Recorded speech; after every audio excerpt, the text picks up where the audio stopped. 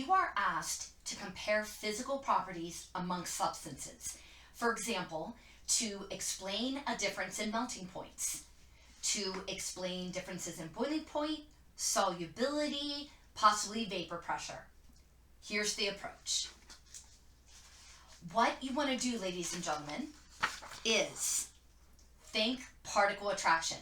We want to identify the type of substance first and then be able to connect the specific type of particle attraction and compare the strength. If you remember this chart from class, what we want to do first is, if given the formula, identify the type of substance. So we just look at, are we given a combination of metal and non-metal? Well, then it's ionic. Are we given a combination of metallic with other metallic, or simply a sample of metallic element? Well, then it's metallic. If it is non-metal with non-metal, 99% it is covalent molecular. And then if you are given that very small collection of specific substances that would qualify as covalent network. All right, so examples of ionic: sodium chloride, our go-to. Potassium fluoride. How about sodium carbonate? So any combination of metal, non-metal, including polyatomic ions. Metallic, most examples are going to be like a sample of iron or a collection of platinum, maybe copper. Very few mixtures of metals lead to metallic bonding. They're usually just mixtures. So usually these are the ones that are going to come our way. Covalent molecular, that might be samples, let's say, of hexane or carbon dioxide. How about diatomic elements like fluorine? What about our noble gases, so like a collection of helium? Methanol, CH3OH, so just made of nonmetals. Now, covalent network. The ones that will come our way are carbon in the form of graphite, and remember, carbon forms allotropes, different versions of how we find that element in nature, and they differ in how they're bonded slightly. So carbon in the form of graphite, carbon in the form of diamond. We'll have silicon dioxide, which is commonly known as quartz, or carbon silicon compounds like silicon carbide. Now there are others, but these are the ones that the College Board kind of expects us to be familiar with. All right, so if given a formula, we have to be able to diagnose the type of substance. From there, what is the specific particle attraction? So I'm just going to lay these out here: ionic, metallic, covalent molecular, and then covalent network. And let's just go along in the order. Ionic, those are going to be held by electrostatic attraction. And so if asked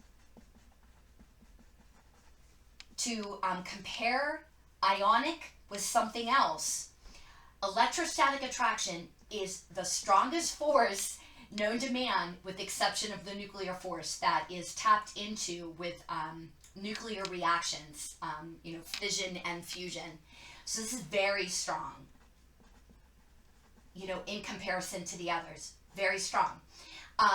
We normally want to employ Coulomb's law whenever we might be asked to compare different ionic compounds. So if we're comparing the melting points of different ionic compounds, or comparing lattice energies, this is where this is going to come in. Now, as far as Coulomb's law with ionic compounds, that is going to be comparing the charges. So sodium chloride +1 -1 versus magnesium chloride +2 and -1. So here magnesium chloride would have the greater force of attraction because they differ in their collective charge values. This will have a greater numerator compared to denominator, So therefore, this will have greater particle attraction. So we would anticipate magnesium chloride to have the greater melting point, to have the greater lattice energy. Remember, lattice energy is the energy that is released when ions exert electrostatic attraction and cause that natural attraction to form the crystal lattice eventually. Ionic compounds are found as solids at room temperature and pressure because of this very strong force that's holding them. Now, what if we were comparing species that had like charges, so sodium chloride and then potassium chloride? So the charges are the same. So I'm just going to ignore that. So then, of course, we have to look at the difference in the denominator. So this would be distance between ion centers. And remember how we predict size of ions.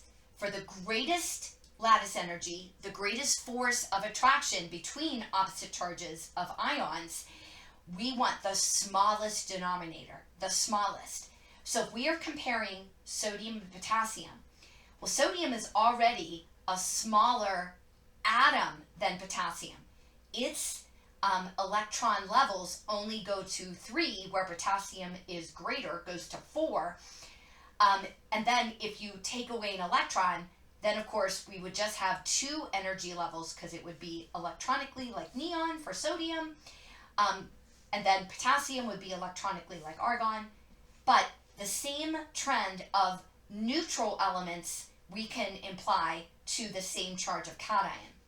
So we would anticipate, if they're like charges, that the smaller ion would have the greater melting point and the greater lattice energy. So that's how we would apply this if we're comparing different ionic compounds. Metallic, that is held, of course, with those delocalized electrons. So it's the C of electrons, your delocalized electrons. They do not have a specific home. Now that gives a range of strengths to metallic. They're very infrequently asked to compare metallic compounds amongst others. Usually, if we're ranking, metallic are generally weaker than ionic particle attraction, but there's a range. But what we have to know is those C of electrons, that's what gives the identifying characteristic to a metal. Being an excellent conductor in the solid and liquid state, lustrous, malleable, it's all due to those delocalized electrons.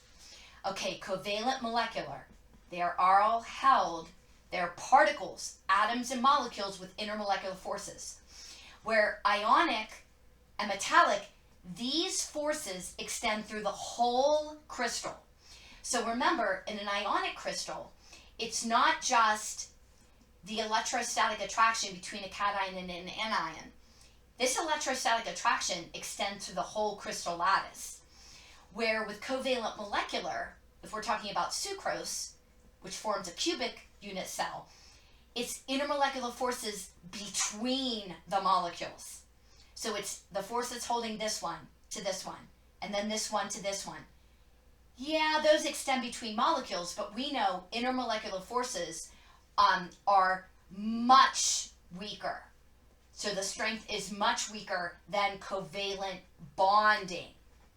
So ionic and metallic, they are held by intramolecular forces, by chemical bonding. These are just intermolecular forces. And we know from decreasing to increasing strength, it will be Lund dispersion, only present with well, it's present in all molecules, but it's the only intermolecular force with nonpolar. Then we have dipole-dipole, and then we have hydrogen bonding. So this would be the weakest intermolecular force. Strength of Lund dispersion goes up with molecular weight. The greater the molecular weight, the greater the number of electrons, the more polarizable the molecules are. Dipole-dipole, though, is usually considered to be stronger than Lund dispersion, but your molecule could be large enough that the Lund dispersion force is equal to or greater than dipole-dipole. You would be given specific instances where you would have to compare that, or be told that, so that can come our way. But usually dipole-dipole is stronger than Lund dispersion. Hydrogen bonding, of course, but you need to have a polar molecule. So Lund dispersion are in all molecules, but it's the only intermolecular force with nonpolar. To have dipole-dipole, it needs to be a polar molecule. That is where we have a permanent separation of electron density, or an unequal distribution of electron density that constantly makes one side of the molecule negative or the other being positive. So the molecules will align themselves so that these are always present, not fluctuating like in Lund dispersion. So these are generally stronger. Hydrogen bonding, of course, is the strongest intermolecular force, and that is where you have hydrogen in your molecule that is directly bound to either fluorine or oxygen or nitrogen. These are the strongest difference in electronegativity. So if these are in your molecule, they're going to have a great separation or fluctuation in electron density. So that makes wherever the hydrogen is really, really partially positive, where these are really, really partially negative. It's like an extra strong dipole-dipole. So if you're comparing amongst different covalent molecular, something with hydrogen bonding will usually have the greater boiling point, the greater melting point, the lower vapor pressure, where it would be the opposite for Lund dispersion. Covalent network, those are those small examples that we went over before. Those have short, multi-networked or extended throughout the whole entire sample covalent bonds. Now, what carbon and silicon have in common is they are small. So when carbon and diamond can bond, it will bond to 4 other carbons with short, plentiful bonds. So the bonding in diamond extends between all of the carbons. These short, because they're short, they have stronger, they have more strength for their single covalent bonds. So it's a network, an extension of these covalent bonds throughout the whole entire crystal. That gives them an extraordinary strength. So these, in essence, are the strongest type of particle attraction. Covalent network are the hardest solids. They have the highest boiling points. So they always will outrank, because of this extension of covalent bonds, they always will have the highest melting points in comparison to the others. Hopefully that was a good review of the main characteristics. If you're asked to compare physical properties, we want to think through what type of substance, and then know the particle attraction and know the strength of particle attraction. Best of luck.